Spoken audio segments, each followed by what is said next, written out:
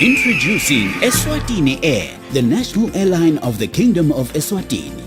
Our route network comprises direct flights linking Eswatini to Cape Town, Durban, Johannesburg and Harare, offering you convenient departure and arrival times at highly competitive prices, saving you time.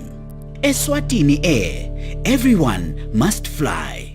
Find an inspiration of your dream home. We transform your property within a matter of weeks. Choose from our stunning range of styles, finishes and colors of aluminium windows, sliding and folding doors, steel window frames, gates and buckler parts. We also specialize in glass sales, fittings, tinting and sandblasting. Simply visit our offices at Gabelina Eswatini or contact us on 24163287 for a call. SMS Glass and Aluminium. We add value to your property.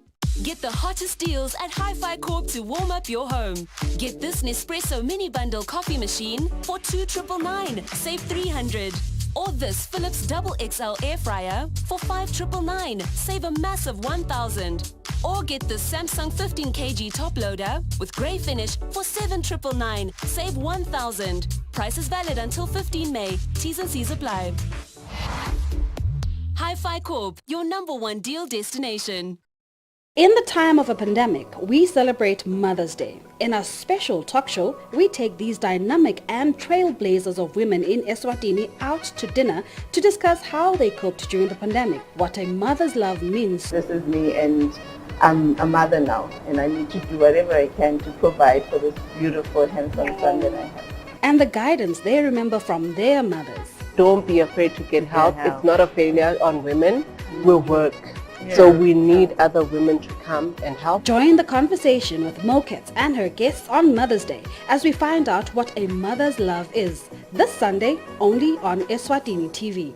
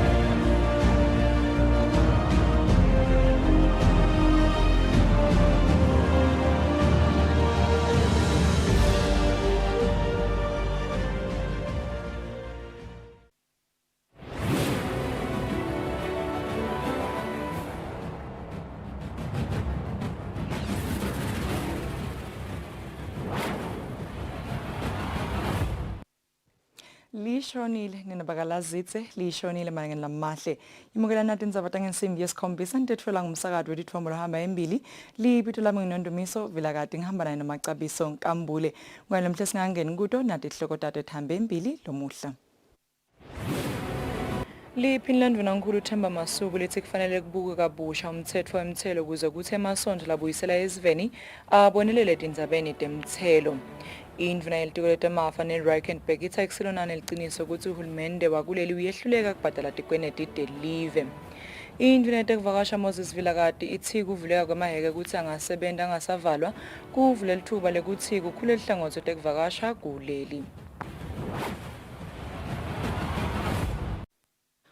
Tindzaba Liphini Nkulu Themba Masuku lithi kubekuya ngalo ngabe kubuketa kabusha umthetho wemthelo kuze kuthi emasonto labuyisela eziveni abonelele tindzabeni temthelo. Masuku uthi lamanye amabandla ento umsebenzi lomkhulu wekusita labeswele kanti lokhu kuyamsita na uhulumende. Masuku kuvetelo kebandleni le-Divine Healing Ministries lapho bekamelele khona lisekela lemcondzisi wetinkhulumo endlini yaba yesikhulu Madala Mhlanga emcimbini wekupha bogogo nalabo labakhubatekile. Liphini Nkulu Themba Masuku licale ngekulilela umndeni wakashongwe ngekushonelwa ngumfundisi Sikhumbuzo Shongwe. Libese seliveta ukuthi emabandla labuyisela esiveni kufanele abonelelwe etindzabeni temthelo. Kwase uthi umhlonishwa kubekuya ngaye Ive kahle. Kubeke kumvisa buhlungu naye ukuthi uvakale ukuthi naba bekuthelisa abantu bekuthiwa nge-ERS yalo noma ngusira noma ngabe mthelo sebemile ngenkemba bemile umthelo kubishop wakhe lona umsebenzi longaka uthi usehlayibukela ubuke ukuthi lamabhenda imisebenzi efana nale asehle inkemba yemthelo lokho nathi singakhulumelena ngathemba ukuthi mhlazana kuyawuqhamuka khona le ebabane kuta eParliament siyakuphasisa lokuya shwele kuba belafana njengababe bishop. Umbhishobhi Neshongwe uthi ethembisa uNkulunkulu ukuthi konke lamupha kona utakudla nalabanye. Umbhishobhi uthi kukhona nalabamesekelako kulomcimbi noko labanye abakathanzi kwatiwa. Kusipendwe labatini ngola 150,000 lo mcimbi esibona manje. Ngoba bengikhuluma naye ukhiphe more than half. Wathi bishophi sebenza. Akekho nalapha futhi. Uthi mina ngifuna nje ukuvote uyasebenza. Mina ngilandza imali. Igama lenkosike manje bonke. Lapha ke bekunethe ingubo tikhona la, tim 400 la tingubo la. Namuhla. Bese kuba nempuphu emapakeji yabona kusala pa 400. Una gogo ndeke lena ngebazana unebantwana bayindlula 100 lo ngathi abantu abadala banani. Bathenda njani makuphela inyanga abale athwale ingubo yena lapha yonke into leyo igama lenkosi ke manibonga. Kuthe nakuphela tinkhulumo baphiwa abantu tingubo kudla kanye nemali. Abanye labatfolile bafaka ekhatsi labakhubatekile umphakathi wasembangweni inkundla yaselutse kanye nagogonde lonakekela abantwana bendlunkhulu. Tindzabeni Eswatini TV kubika Themkosi Mavimbela mina Sanziso Mlambo kaManzini. Ingxenye tukete mafanele Reikenberg ithakuselonani liqiniswe ukuthi uhulumende wakuleli uyahluleka kubhadala tikweneti delive lokufaka ekhatsi ema-bonds. Nuna ikusho lokungalesibili ngesikhathi icacisa kabanti ngebond 5 billion emalangeni uhulumende lalungiselela kuyoyenda ne-Johannesburg Stock Exchange. Ngalesibili indvuna yetemafanele Reikenberg icacisile kwekuthi uhulumende akwendeke ehluleke kubhadala tikweleti delive lokufaka ekhatsi ema-bond. Indvuna ithi yabona kwangathi akuvakali kahle ukuthi ibond ya 5 billion emalangeni hulumende lafuna kuyenda ne-Johannesburg Stock Exchange ngeyani. Uthi ibond ayifani nemali yekwebolekwa leyatiwa ngekuthi yi-loan. Indvuna ithi uhulumende abewenda ema-bond ngekhatsi yeveni kepha nyalo ubone ukuthi aphumele ngaphandle. It's not a loan that we are going for now. The problem is the Gazette speaks to it as a loan, but it really is a bond issuance program. So what we do is we issue bond issuance programs, which we've done many times before. This is also not something new that we've done. We've issued ones for the suppliers bonds, infrastructure bonds, what we call vanilla bonds, which means that, and a bond is something, you get two different things. You get the treasury bills, which is something that is either 3 months, 6 months, 9 months, or a year, and those which means that you can, if someone loans government money, when the three months comes up, you get your money back with the interest. Those are treasury bills. Treasury bonds now move from 3 years, 5 years, 7 years, 9 years. So that's the maturities of these bonds. And we try and move them around, place them at different times, have different maturities because there's different interest rates to maturities. And these then go onto the market and come off the market as they then mature. Obviously, government has honoured every bond. I know there was something that perhaps government defaulted. Government's never defaulted on any bond, on any loan repayment. The one thing we're very proud of as a government. But because of this being taken up, and we don't want to now start competing, some countries now start issuing more interest rates. It means you start competing with your local need for cash in a country. It's something you don't do as an economy. Hence, we're saying let us rather have a bond issuance on the Johannesburg Stock Exchange, which now doesn't have no impact on our domestic economy. Indvuna ithi le bond isetawuhamba tingoni letahlukene lokufaka ekhatsi eParliament. Tindzabeni Eswatini TV kubika Nelson Nhlanga amandla kunambongwa Dube Mbabane. Indvuna yetekuvakasha Moses Vilakati ithi kuvuleka kwemahheke ukuthi angasebenza angasavalwa kuvule lithuba lekuthi kukhule ihlangothi yetekuvakasha kuleli njengoba tivakashi setiyakhona kungena noma kunini lapha eveni. Indvuna ingenele umhlangano we-Africa Travel indaba lobanjele edolobheni laseDurban Eskhwahlande losewungene elangeni lesibili. Elangeni lesibili emhlangano we-Africa Travel indaba lobanjelwe eDurban eSouth Africa, induna yetekuvakasha Moses Vilakati ithi kuvuleka kwamahheke ukuthi angasavalwa kuvule lithuba lekuthi kukhule tekuvakasha njengoba tivakashi setingena noma nini eveni. Lokhu ke kukhulisa nekudlelana emkhatsini kwamave lasebenzisa imingcele kuyiMozambique, South Africa nelive laseSwatini. They could land in Durban, have breakfast in Durban, have lunch in Eswatini, and have dinner or supper in Mozambique. That is the spirit.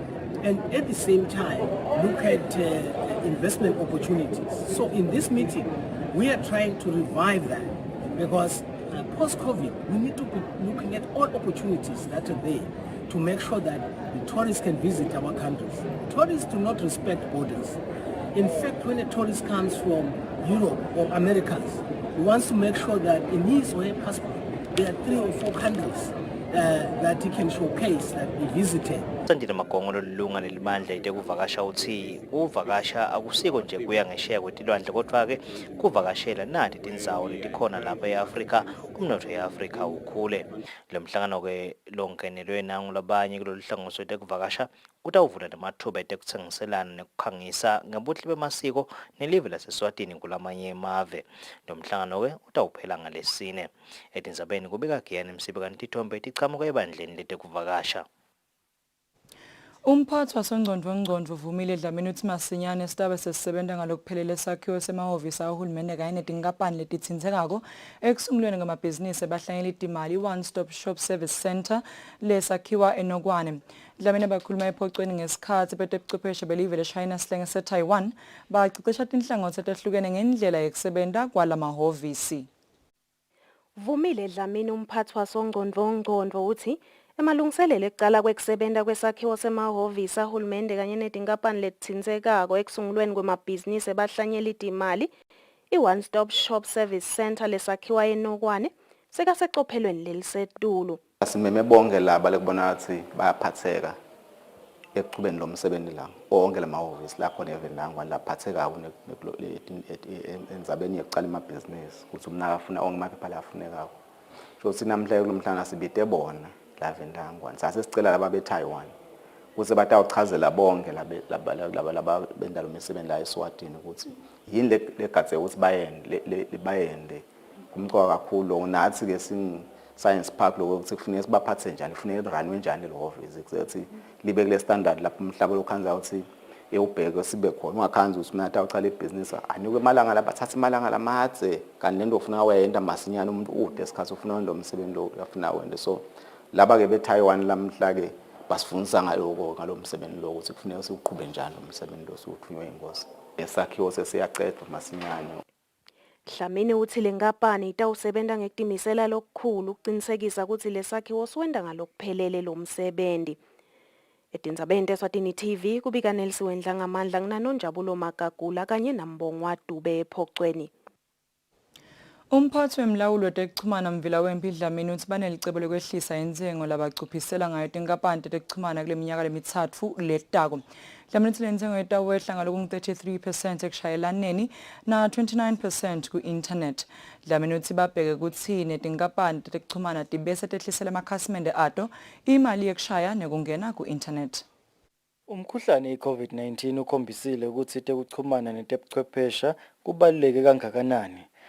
Kulesikhathi salomkhuhlane kube nebantfu lekubite ukuthi basebentele emakhaya basebentise tona tebuchwephesha netekuchumana kanzi loku bekufaka ekhatsi ukuthi babe nemali. Umlawuli wetekuchumana netebuchwephesha bekahlangene nebahleli betindzaba lapho bekubukwa khona umsebenzi wakhe umlawuli.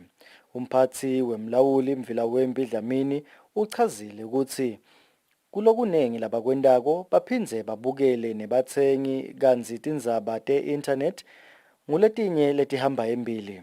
Kusukela ke nga-2017 saba nakulele sathi i-price reduction where the first 3 years kwaba na 33% reduction kwalandzela 35 kwalandzela 31%.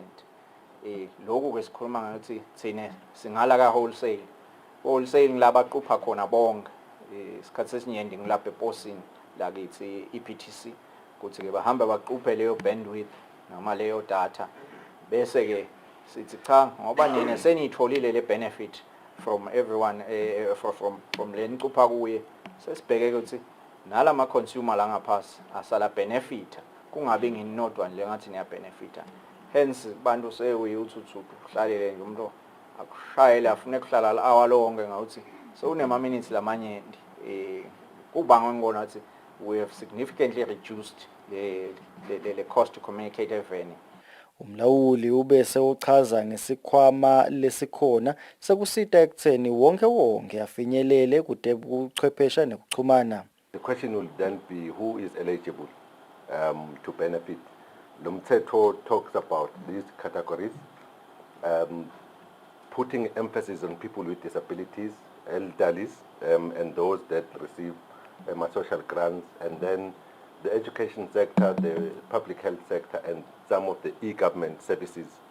These are some of the sectors that will then partner with or support in terms of doing our work. Umlawuli uthi utawuqhubeka aqinisekise ukuthi tinkampani tichuthelana ngendlela lefanele kuze bathengi bangatawushayeleka esakeni. Emsabeni Eswatini TV ubethe Mkosi Mavimbela nginasanziso Mlambo kadze tithombe ngivuma inkosi Nzinisa eMbabane. Umphathi wenhlangano yabosomabhizinisi ibusiness Eswatini nathi Dlamini uthi kunesidingo lesikhulu sekuthi tinhlangothi letahlukene tihlangane tibukisane ukuthi yini lengendiwa kuvula amathuba emisebenzi kuleli.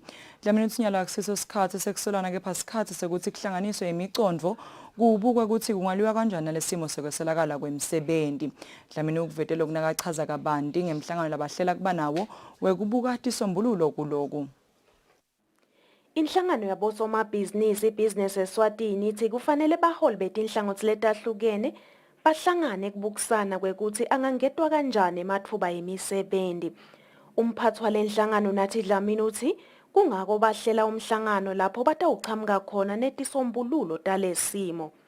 Kwanyalo sithi the high level bantu labasenya labataqhamuka kubaqasha kusho ukuthi high level senior leadership labathumela nazi sasawuletha 60 ngala in between sekutabe sekubane ama professional as moderator lo etiwa lokho phindze futhi kube ne-ILO letabe i-observer ike yona kuloko so Mengameli walenhlangano Andrew uthi ngaphandle kwekubambisana lesimo sekweswelakala kwemisebenzi angeke sisombululeke melula. And in any situation like this you want it wide enough that you have enough buy-in, and obviously it's not our intention to leave stakeholders out. But because we're at the very beginning of a bilateral discussion, we want to start with the key stakeholders first. So if you look at the existing structures within the country, we have the Labour Advisory Board. There are a number of structures where we work together as employers and employees. We want to start with the apex organizations first, because if we can get our common interests aligned, if we can get our common narrative aligned, then we can take it out to a broader network of stakeholders. Indvuna yetemafa Neil Rickenberg ithi kuhlanganisa imicondvo ngalendlela kuyamkhutsata uhulumende futhi uyakwesekela. To me, I'm more maybe talking from a personal point of view now, very exciting seeing such discussions taking place, because once we actually all get together and we say, right, let us take jobs more seriously, it is really going to be able to fix our problems. Umbiko welicwaningo lwetisebenzi Labour Force Survey lweminyaka lophelile liveta ukuthi sibalo salabangasebenzi kuleli siku 33.3% kanti kubantu labasha nje kuphela siku 58.2%. Tindzabeni Eswatini TV kubika Nelsiwendla ngamandla kunambongwa Dube Mbabane. Kugeza tandla imizuzwana lengekho ngaphansi kwalengama-20 kuyasita kubulala emagciwane etandleni nasetingalweni kude kungagulisi lomunye umuntu nakathinze lapho kuthinze khona lomunye. Umtholampilo wasekuphileni clinic eMbabane ulayele sive kabanti ngendlela lengiyo yekugeza tandla. Mhlaba utabe gubha usuku lwekugeza tandla ngalwesine, i-World Hand Wash Day. Kutawuthi ngalesine kuleli viki umhlaba ugubhe lusuku lwekubaluleka kokugeza tandla i-Hand Wash Day.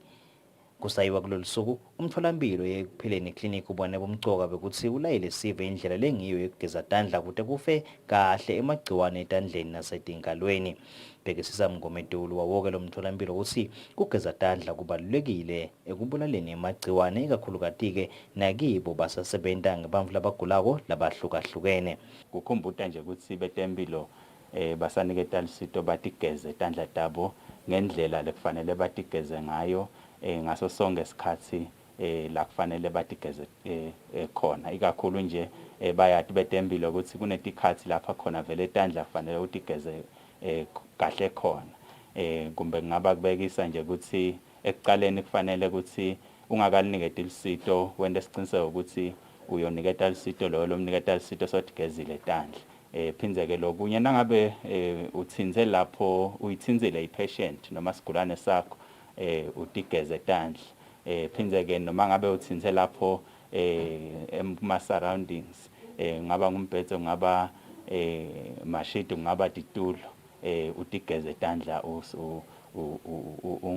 ungunesi noma ungudokotela. Ayanza Motha wawulo mtholampilo ukuthi kuphila kwalabagulako bakuhambisa impilo bangumtholampilo kungako babone bomcoka bekufundzisa kahle kugezwa kwetandla. Utawukhumbula ukuthi thina sibantu lababuke impilo tebantu sokuthi abantu la emtholampilo wethu bade ufuna impilo kumcoka ukuthi bonesi bethu bodokotela bethu nabo bonke bahlengikade labakhona batihlande tandla tabo kude ukuthi emagciwane la ngenteka ukuthi ngabe atholakele kulesinye isigulane angabe seseta kunesi noma sekaya kulomunye lokugulako. So siyagcugcutela live lonke la kangwane ukuthi asilandzele yonke lemigomo lesifundiswe ngayo. Kanti sicubulo salonyaka salolu suku sithi healthcare quality and safety climate or culture. Etindzabeni kubika Giyani Msibingi nanomfundo Magagula sisembabane. Umsebenzi wecanca inthaba yakumahamba lewatiwa ngemahamba Gorge hiking lobo ubanje ngempela sonto lendlulile ube nelisasasa lelikhulu njengoba tinombolo tebantu labacancele inthaba betiphindzeke kathathu uma ticathaniswa netiminyaka lephelile. Sihlalo welikomiti elibuke ecanca kwalenthaba Dixon Khumalo uthi kucekiswa kwemithetho leyengamela umkhuhlane ye-COVID-19 kube nemthelela omuhle ekutheni bantu bangenele lo msebenzi. Babe nge-80 kuphela abantu labangenele kucancwa kwemahamba Gorge eminyakeni lophelile kanti lonyaka balinganiselwe etinkhulungwaneni letintsatfu. Sihlalo welibandla lelibuke kuncancwa kwalenthaba ekumahamba Dixon Khumalo uchaza kabanti. Uma sibuka tinombolo tethu kulomnyaka lophelile sabamba lo msebenzi emalangeni lamabili umgqibelo nesonto sizathu kwakungilokuthi sifuna vele letinombolo tethu tingabi tinkulu dize tidzale kusigcine sesiphambana nemithetho wahulumende netinombolo lekufanele sibe khona kuleso sikhathi sa COVID. Sagcina ke sesiba nebantu kulamalanga lamabili sebabonke labafike baba khona baba nge-800 lapha ke kuleya lonyaka i-event isimangalisile sonke sabona tinombolo tiphakama ngendlela lemangalisako. Thina nje ku-registration yethu sigcine siregister about 2,000 people 2,200 kodwa on the ground nasesibuka kuphrisitela lapha tinombolo tasimangalisa takhuphuka tale bo 3,000. Khumalo uthi isicubulo salonyaka lesithi asimelane nekuhlukubetana ngebulili i-gender based violence nanaso sidlalela ichaza lelikhulu ekukhuthateni sive ukuthi sihlanganyele kulo msebenzi. Sicabanga ukuthi le theme yethu sithi siyaqanqa hiking against gender based violence. Sithi singumahamba Gorge savele sakumemetela siqhubeka nasi sente malungiselelo ukuthi siphume iwonke simelene vele nendzaba yekuhlukubetana. Sithi wonke umuntu kusukela kulomncane kuye kulomdzala avele simelane nendzaba ye-gender based violence. Lokusho ukuthini lokho? Sicabanga ukuthi le theme noma lo mkhankaso lo msuka lo lesimekuwo wakhanzeka ukuthi mhlambe urelevant bantu bayiva usingiyo lento le. Khumalo uthi imahamba gotch ikhonile kusita tinkhundla letisihlanu letifaka ekhatsi yasemaseyisini yaseNgwene neyakaZombotse emuva lapho khona imindeni lelikhulu nemashumi lamabili inikelelwe ngekudla. Etindzabeni Eswatini TV kubika Sifiso Nxumalo nginasimuva Shongwe semahhovisini yakumahamba gotch. Kuletibuya ngaphandle kwakuleli inhlangano yebunye bemava labamhlophe European Union seyincome ukuthi kuqiniswe kunhlinya kwelive leRussia kutemnotho. Lesincomo lekumele sicale ngemva kwetinyanga letisithupha sifaka ekhatsi ukuthi onke emava ase-Europe eme kuthenga oil kanye nayo yonke imikhiqido ya-oil even leRussia. Lokhu kumenyetele ngumengameli walenhlangano emhlanganweni lochubekako lubanjelwe even leFrance. Lesincomo sekuqinisiswa kwelive leRussia kutemnotho kumenyetelwe ngumengameli wenhlangano yemava labamhlophe emhlanganweni walenhlangano lapho beyibuka emasu letawasebenzisa ekutfoleni oyili kanye nagesi njengoba bafuna kumvala ngci gesi na oyili lobuya even leRussia kuletinyanga letisithupha letitako. Lokuqinisiswa kwelive leRussia kufaka ekhatsi kutsi emabhanga lamakhulu asebenta kulela live aphume aphele. Kufaka ekhatsi kutsi imisakato yelive leRussia ingavunyelwa ukuthi isakade kulamanye amave la kulesifundza se-Europe. Emave lamaningi kulesifundza akhatsatekile kutsi lesinyathelo ngeke siwanike isikhatsi lesanele sekutsi atfole letinye tindlela tekutfola gesi kanye na oyili. Live leHungary kanye neSlovakia lekunguwona atsenga kakhulu imikhiqido ya oyili even leRussia wona niketwe kutsi abe angasathengi lutho kule live kungakapheli lomnyaka losetulu. Slovakia licele kuniketwa iminyaka lemithathu ngaphambi kwekutsi lishicilele lesinyathelo. Kanti ke live leCzech Republic lona licele iminyaka lemibili kuya kule mithathu. Akhuluma kulomhlangano lobanjelwe eveni leFrance mengameli we-EU uthi mengameli live leRussia Vladimir Putin kumelena kanjani akubhatalele kuhlasela live leRussia ngesibhuku nangesibulawela. Today we will propose to ban all Russian oil from Europe. This will be a complete import ban on all Russian oil seaborne and pipeline, crude and refined. We will make sure that we phase out Russian oil in an orderly fashion. Lesinqumo se-European Union sidzinga kwesekelwa ngemave langemashumi lamabili nesikhombisa langephansi kwalenhlangano kude sishicilelwe. Umbiko uhlanganiswe nguLinkedIn Gule Thombe etholakele kaFrance 24. Kwanele mhlelo esikhathi samanje sitawumukela wona umbiko wetimali Tindzaba tawuchubeka emva kwetimakethe. Standard Bank. It can be.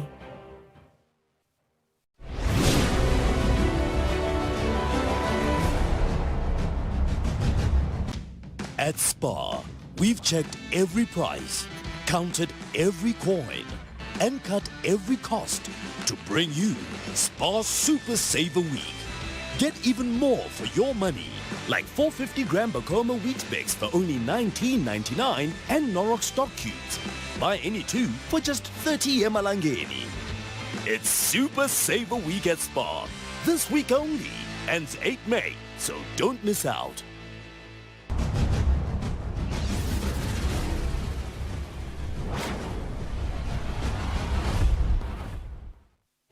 Asiphinde sikamukele ngibonelo muhle sichubeka nato Tindzaba. Bapheki bakuleli kubalekile ukuthi bahlale beta netindlela letinsha tekupheka kudla lokwahlukene kude netivakashi tidle kudla lokusezingeni. Ngempela sonto bekunesuku lwemndeni Family Fun Day lapho bapheki bakhiphe inyawo ekuphekeni kudla lokwahlukene. Lo mcimbi bobanje Albert Milan. Ngenhloso ekuthuthukisa abapheki kuleli kude bapheke kudla lokwahlukahlukene, inhlangano yeSwatini Moms lekuyigroup yaka Facebook ibambe umqhudelwano webapheki lapho bapheke kudla lokwahlukahlukene, bapheka kusukela ke starter kanye ke ne dessert. Lo mqhudelwano uhlose ukuthi bapheki bapheke kudla lokwahlukahlukene lapha eSwatini. Bekuchuthelene ke i-team Tindzaba kanjalo ne-team Hlalane kulempela sonto lesisuka kuyo. I-team Tindzaba ke ngiyona iphume phambili ngekupheka kudla lokudlekako. Lokhulumela yeSwatini Moms Thowanda Malinga uthi umsebenzi wendelwe kusita bantwana labadzingile. That was very important because it teaches the boy child that cooking is not just a gender chore, but everyone can do it. I think the boys winning on the day was proof that everyone can cook. It doesn't matter if you're a man or a woman. It is just something that we must help each other with. Thowanda uthi lo msebenzi wendelwe nokugcokelela kwekuthi ceba kwamantombazana uma asemfuleni nekungona-ke atawuthola loko nemidlalo yebantwana beyikhona nebesilisa-ke bebapheka kute-ke kupheka kungabi kwabodzadze kuphela. Lo mqhudelwano-ke bewubanjelwe e-Albert Millin. Awusesiwo-ke wekucala lo mqhudelwano njengoba nakulo mnyaka losetulu ebekhona imqhudelwano lapho khona-ke bapheki bakhipha likhono labo ekuphekeni. Etindzabeni kubika Giyani Msibi kanti ithombe sitiphiwe nguNhlalane Dlamini we-Eswatini Mums. Mfana Nkosi Shongo longumuntu lomusha lobuka umsebenzi webantfu labasha othandweni wekulima emathaneleni uthi lokulima kubasite kakhulu njengoba sebede sidunga incumbi yesikhathi sabo sebasicitha lapho balima khona. Kungmanje balima ematamatisi na green pepper. Kulandzela ukuthi inkampani yaka MTN ibambisene nenkampani lethuthukisa balimi Eswatini isekele bantfu labasha baseothandweni labangamashumi ukuthi balime ngetindlela tesimanje manje tekulima ngekhatsi kumathanela. Bantfu labasha bathi lo msebenzi sebawugodle ngetandla totimbili njengoba sebanesifiso sekuthi nakuhamba kahle eminyakeni letako batakhelela amanye emathanela. Akhulumela bantfu labasha Mfana Nkosi Shongwe uthi babalimi labasebancane kube khona tinkinga labahlangabetane nato.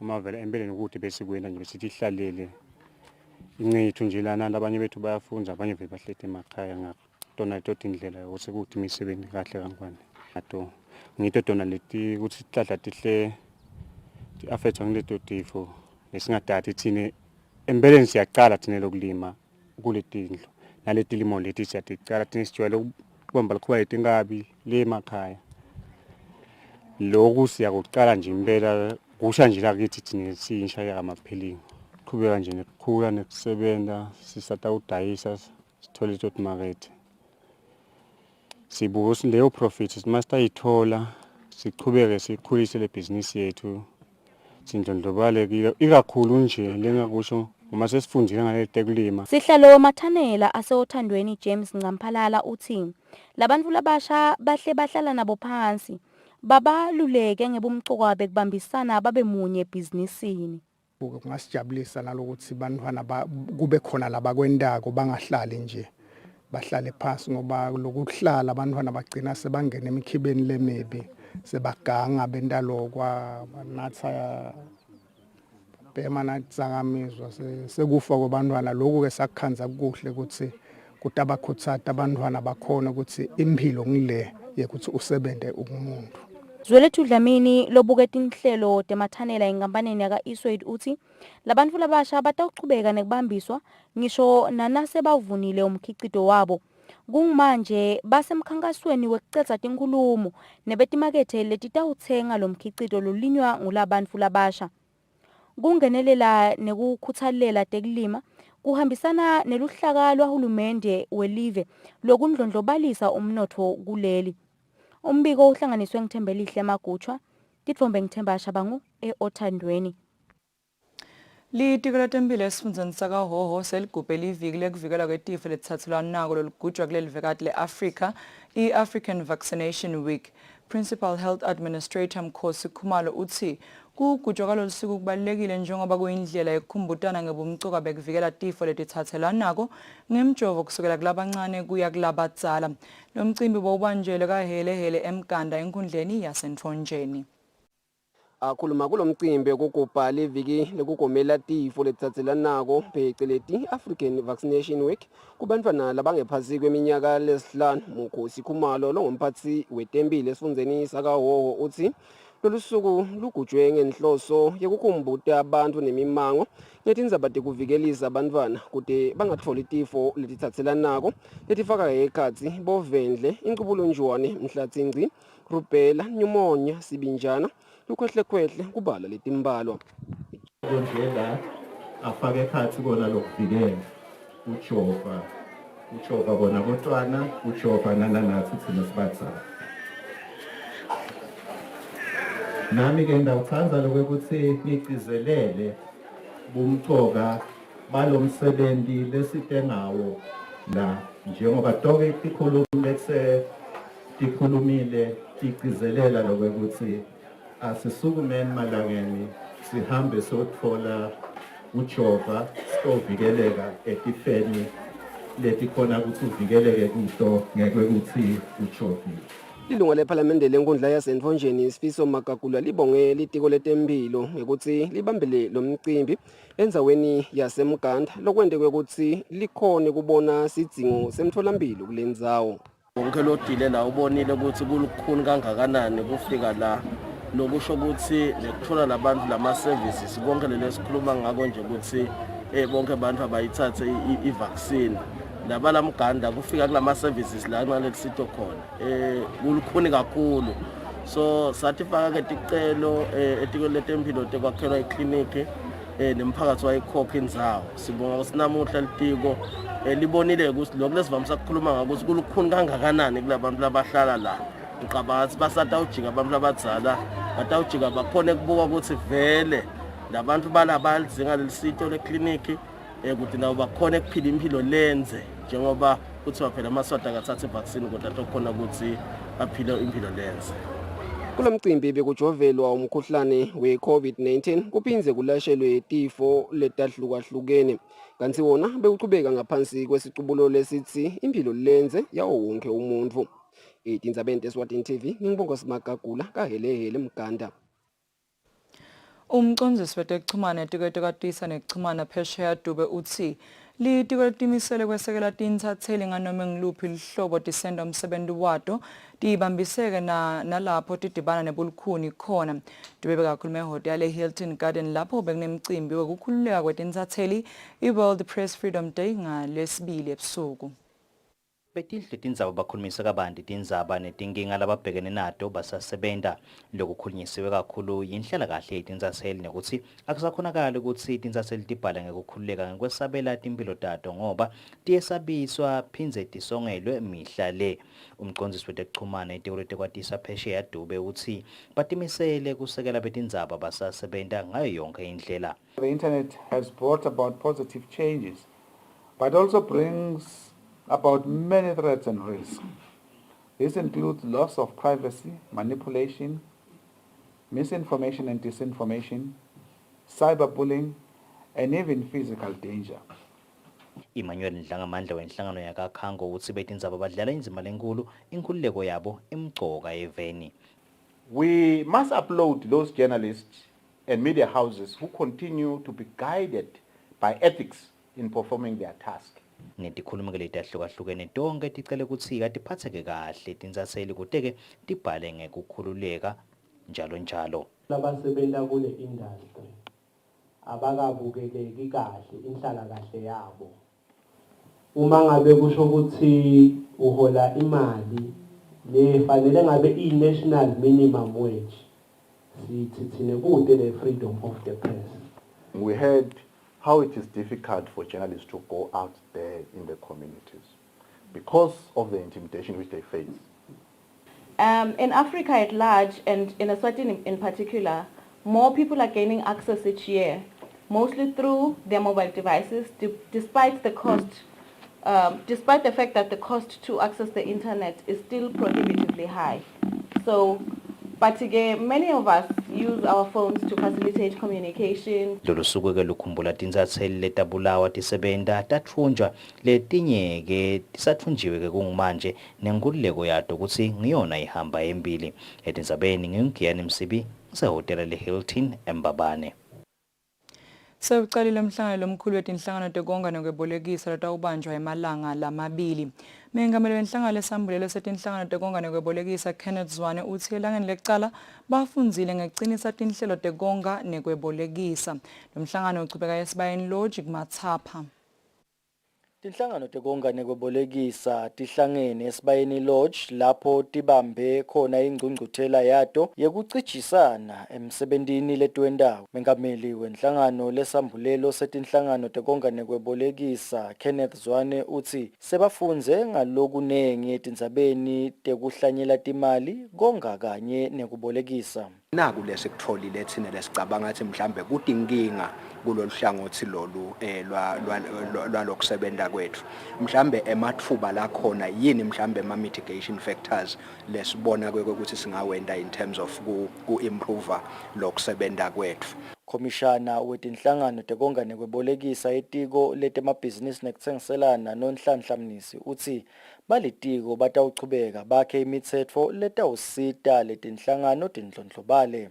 Isupport yelitiko imcoka kakhulu kunakekela ukuthi tiyakhomplya yini ngemitsetfo lebekiwe kuyatisita nako lokho kulo lelitiko.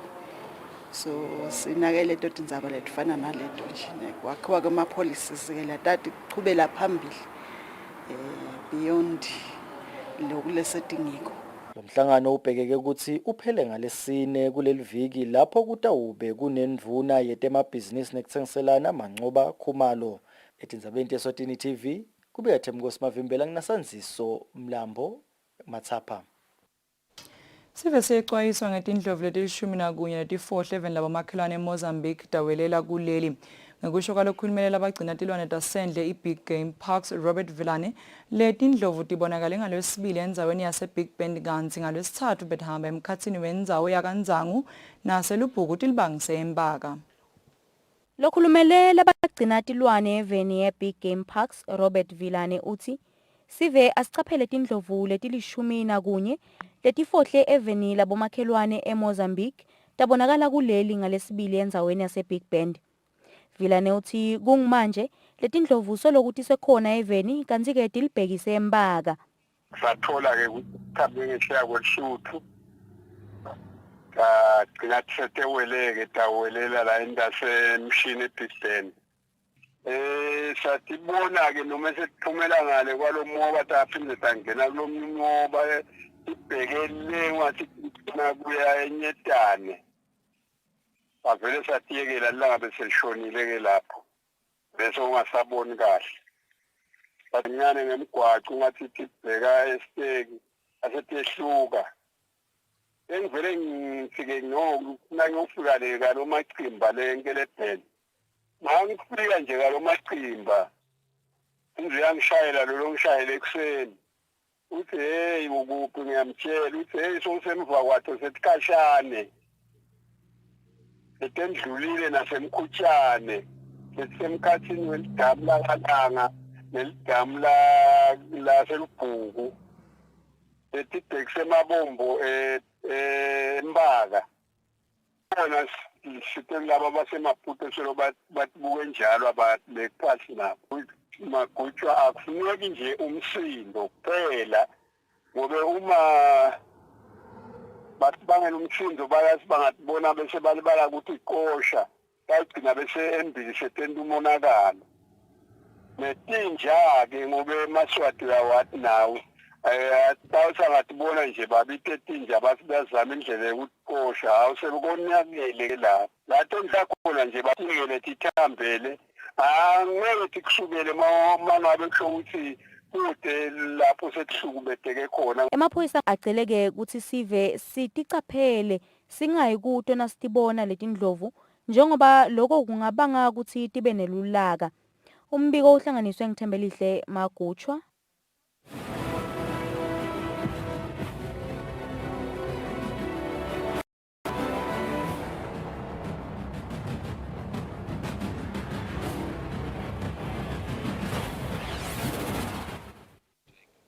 Ngwane lomuhle singena kuto temidlalo.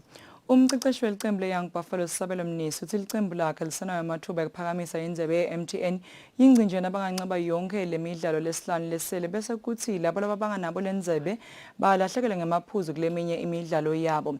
Mnisi ukuvetela ngemva kokuthi Young Buffalo zidlala ngekulingana neGreen Mamba ngeligoli linye ngala nangale emidlalweni ledlalelwe enkundleni ye-Prince of Wales. Kwanyalo iBuffalo zisemuva ngamaphuzu lasiphohlongo kuyo iLeopard lehleli esicongweni. Iqembu le-Young Buffalo zilithwala nelicembu le-Green Mamba emidlalweni we-MTN Premier League ludlalelwe enkundleni yase-Prince of Wales eMbabane. Isigaba sekuqala siphele kulicanza ngalana licanza ngale. Esigabeni sesibili iGreen Mamba ikhombe kuba namandla elitfola lelishaya nguMusa Dlamini nasekusele imzuzu lelishumi nesihlanu ukuthi umdlalo uphele. Ibuyile iYoung Buffalo zelitfola lekulinganisa ngesikhathi itfola ipenalty umdlalo waphela kanjalo ngeligoli linye ngala nangale. Sabelo Mnisi locecesha iYoung Buffalo uthi basenawo amathuba ukuthi bangachubeka balwele yona indlebe ye-MTN Premier League noma akhona ukuthola amaphuzu lamathathu nabadlala neGreen Mamba. Yes, igcina le character vele ukuthi noma kumadima kangakanani nakanjena sikhona ku 3 points but ngenhlanhla lembi akugendeki but sitahamba sibuyele ku drawing board sambe siyolungiselela amagame alandelayo. Ernest Mavuso locecesha iGreen Mamba uthi kube ngumdlalo lolukhuni kakhulu. Yeah, uqinisile, it was a tough game. Ngicabanga ukuthi le game lena beyitesta for character and immaturity in terms of technical awareness, tactical and tactics ale team as well as immaturity alabadlali bona nje. It was a tough game. Kuleminye imidlalo iRoyal Party ishaya emanzini sibet ngaligoli ngecanzeni. Babana Islanders ishaya iMilling of Spurs ngamagoli amathathu kulinye. Mountain Pirates ishaya iDenver Sundowns ngamagoli amabili kulinye. Bikela umsakazo Eswatini TV kutemidlalo ngilinda Dlamini kazombiki uhlanganiswe nguFabrice Msonera eMbabane. Pearl Dlamini lo wakwaba ngumengameli wenhlangano yemidlalo yesibhakela lapha event sonconywe kumalunga la28 emhlabeni lata ungenela likhetho lekhetha emalunga lata uhola inhlangano yemidlalo yesibhakela emhlabeni pheceleti i-International Boxing Association Independent Directors. Dlamini ubelunga lecala lapha event kanye nakulesifundza leSanders nelivekati leAfrika. Lolu khetho kubheke ukuthi libanje kule nyanga le-11 laseTurkey emhlanganweni lomkhulu walenhlangano yemidlalo yesibhakela kusukela mhla 13 kuya kumhla ka-14 kule nyanga yeNkhwekhweti. Dlamini lo wakwaba ngumengameli wenhlangano lengamele kudlalisa umdlalo wesibhakela eveni sewungcenyelwe ukungenela lukhetho lelilunga lenhlangano lengamele kudlalisa umdlalo wesibhakela emhlabeni pheceleti International Boxing Association Independent Directors Candidate. Pearl lo nconyiwe kanye nalamanye emalunga lange-28 laqhamuka emaveni lahlukahlukene ubelilunga lekuqala lapha eveni kanye nakulesifundza leSanders nelivekati leAfrika ukuthi anganconywa. Cishe ngimngeva wesifazane lokhona, the only female in Africa that has been nominated. Lokusho ukuthi I do stand better chances ukuthi bengingabuya nayo ekhaya lena position lenkulu kangaka. Ngiyayijabulela nje kakhulu, ngiyayijabulela nami ngiyatibongela lokuthi bebangangirecognize ngale ndlela lena. Ngibonga nalokuthi isibhakela salapha ekhaya eSwatini bayangisupporta nabo kule nomination lena. Siyabusisa ukuthi cha ukuthi awuhamba kahle. Uthi akwati nawe lokuthi Africa has a negative image wherever you go. We have been marginalized and the picture actually loves boxing. Look for ikhathi nanami. So as a woman that is standing for the kid for lesibhakela emhlabeni, I'm saying we really have to restore the dignity of not being egocentric but boxing being number one. And sibe nako number one in our dreams and sibe nako lokuthi vele sifuna ukusebenzela lesibhakela ngeqiniso. Lolu khetho lubhekeke ukuthi lubanjelwe eveni laseTurkey kusukela mhla ka-13 kuya ku-14 kule nyanga lesetulo emhlanganweni lomkhulu walenhlangano. Inhlangano edlalisa umdlalo wesibhakela eveni yeSwatini Boxing Association imfisela inhlanhla yena Pearl Dlamini ukuthi athole lithuba lelihle ukuthi aphakamise umjeka welive emdlalweni wesibhakela. Tindzabeni kubika Giane Msibi umbiko uhlanganiswe nguFabrice Msonera siseMbabane. Stawute phetha ngwane ngekuphindza hloko tate ethambe embili kulosuku lwalomuhla. Liphini ndvunankhulu Themba Masuku lithi kufanele kubukwe kabusha umthetho wemthelo ukuze kuthi emasonto labuyisela eziveni abonelele tindzabeni temthelo. Indvuna yelitiko letamafa neRikenberg ithi akusilonani liqiniso ukuthi uhulumende wakuleli uyehluleka kubhadala tikweneti delive. Indvuna yetekuvakasha Moses Vilakati ithi kuvuleka kwamaheke ukuthi angasebenta angasavalwa kuvule lithuba lekuthi kukhule ihlangothi yetekuvakasha kuleli.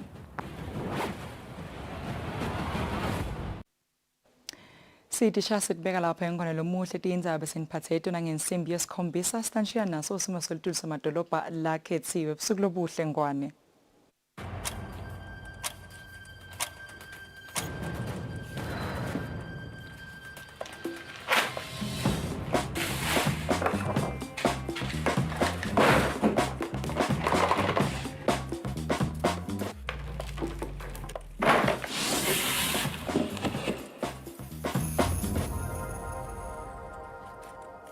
Forward thinking. Yep. For my business, this means having an ICT partner that's way ahead of the curve. Connectivity that won't let me down, and cloud-based solutions that will ensure my data is protected and accessible to me from anywhere in the world. Imagine that. Live on the edge of tomorrow with MTN Business. Simo selitulu nilethelwa baka MTN Business. Noma simo selitulu sinjani, i-MTN Business ikhona kusita ibhizinisi yakho. Simo selitulu benilethelwa baka MTN Business. Noma simo selitulu sinjani, i-MTN Business ikhona kusita ibhizinisi yakho.